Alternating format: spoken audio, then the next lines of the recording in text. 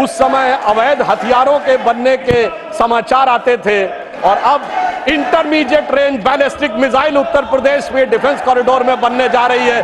कितना बड़ा नजारा बदलने के बाद भी जिनकी नजरें ही ना हो उनको नजारा कैसे नजर आ सकता है, ये समझा जा सकता है। आपने आदेश दिया कि सब लोग बैठे, हम बैठ गए।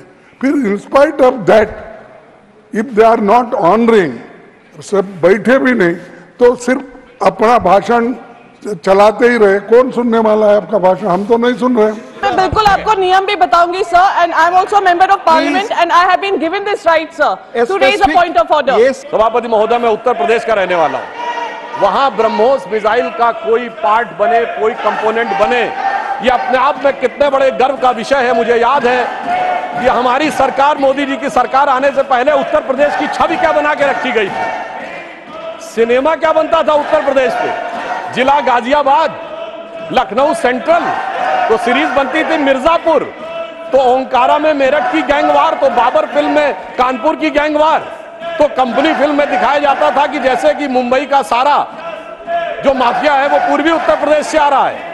आप सोचिए, उस समय अवैध हथियारों के बनने के समाचार आते थे और अब intermediate range ballistic missile Uttar Pradesh में डिफेंस कॉरिडोर में बनने जा रही है। कितना बड़ा नजारा बदलने के बाद भी जिनकी नजरें ही ना हो उनको नजारा कैसे नजर आ सकता है, यह समझा जा सकता है। अभिभाषण के बिंदु क्रमांक 17 में राष्ट्रपति महोदया ने भारत के पब्लिक सेक्टर बैंक्स के बारे में अपना विचार व्यक्त किया है, जिसमें विशेषकर मैं सिर्फ 3 का उल्लेख करना चाहूंगा। State bank of India, life insurance corporation of India और हिंदुस्तान एरोनॉटिक्स लिमिटेड। ये तीनों इसलिए कि इनके बारे में केवल 1-1.5 साल पहले बहुत वितंडावाद मचाया गया। अपनी सीट पर जाएं प्लीज, अपनी सीट पे जाएं। मात्र 1-1.5 साल पहले बहुत वितंडावाद मचाया गया कि एसबीआई डूब रहा है, एलआईसी डूब रहा है और पब्लिक सेक्टर बैंक्स नीचे जा रहे हैं। राष्ट्रपति महोदया ने बताया कि इस साल पब्लिक सेक्टर बैंक्स ने 1,40,000 करोड़ रुपए का मुनाफा कमाया है, जो आज तक कभी नहीं हुआ था। पिछले क्वार्टर में स्टेट बैंक ऑफ इंडिया का मुनाफा केवल 1 तिमाही का 21,000 करोड़ रुपए है, जो प्राइवेट और पब्लिक सेक्टर सारी कंपनियों में मिला के सबसे ज्यादा है। पहली बार एसबीआई ने रिलायंस से भी ज्यादा मुनाफा कमा के दिखाया है। एलआईसी का पिछले क्वार्टर का मुनाफा 19,000 करोड़ रुपए है, जो एलआईसी का ऑल टाइम हाई है। और मैं ये भी बताना चाहता हूं कि हिंदुस्तान एरोनॉटिक्स लिमिटेड, माननीय एलओपी कुछ बोलना चाहते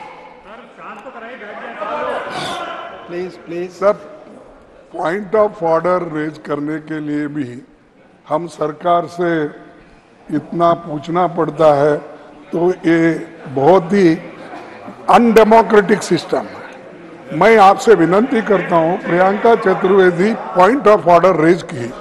अब आपने आदेश दिया कि सब लोग बैठे, हम बैठ गए।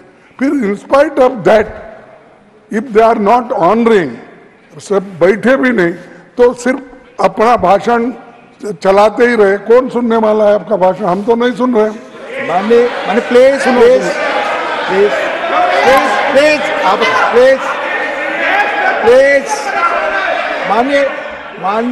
देखिए सर, देखिए सर, आप मैंने आग्रह किया सभी लोग अपनी सीट पर जाएं। जब तक नहीं गए थे आपने कहा मैं मौका दूं। प्लीज माननीय एलओपी को बोलने दो। पॉइंट ऑफ रेजर किए हैं, आप बैठे। पॉइंट ऑफ ऑर्डर जो भी है, जब बाहर लोग थे यू अलाउ देम, मैंने कहा allow he has to yield.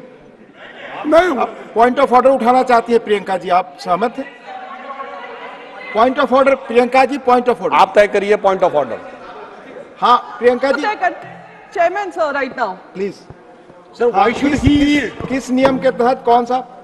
Sir, मैं बिल्कुल आपको नियम भी बताऊंगी sir, and I am also member of Parliament and I have been given this right sir to raise a point of order. Yes. It is unfair that I have been screaming non-stop and the members of opposition have been asking you to yield. Please, Sir, point number 259. Sir, point number 259. Yes. Chairman to preserve order and enforce decisions. The chairman shall preserve order and shall have all powers necessary for the purpose of enforcing his decisions. Sir, we have been protesting non-stop. We cannot hear what he is speaking. He is being allowed to speak while we are not being allowed to even raise a point of order. Isn't it your responsibility, sir, with all due respect, to ensure that even the opposition voices can be heard? Yes, I will sit down, sir. This is not point of order. This is not point of order. Please. आप बोले. सभापति महोदय, मेरा विचार ये था, हमारे विपक्षी दल यदि हाउस ऑर्डर में होता तो पॉइंट ऑफ ऑर्डर ज्यादा उपयुक्त नजर आता।